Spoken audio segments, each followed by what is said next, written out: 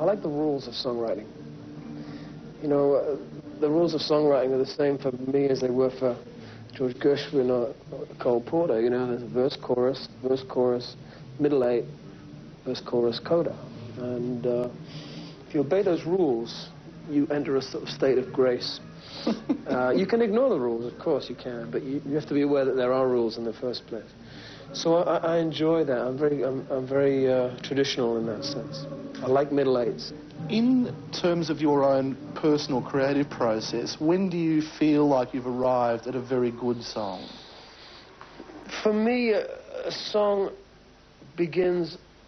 has to begin with an idea that almost encompasses the whole song before you've written it. In other words, it has to have an integrity from the title, you know, a hook, if you like, and then I write backwards from that.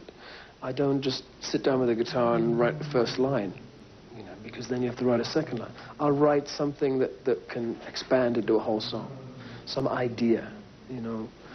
For example, on the last album I wrote a song called I'm So Happy I Can't Stop Crying. Mm-hmm. The ambiguity in that phrase held the key for the whole song. I had to invent a story that would make sense of that phrase.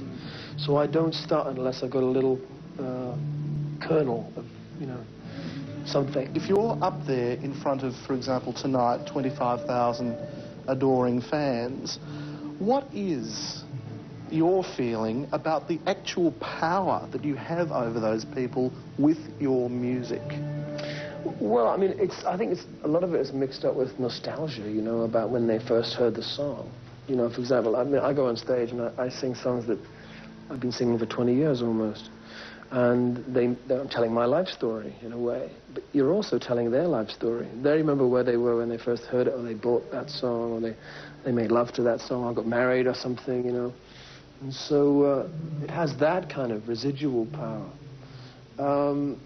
I tend to try and forget what the song's about when I sing, I have to tell you.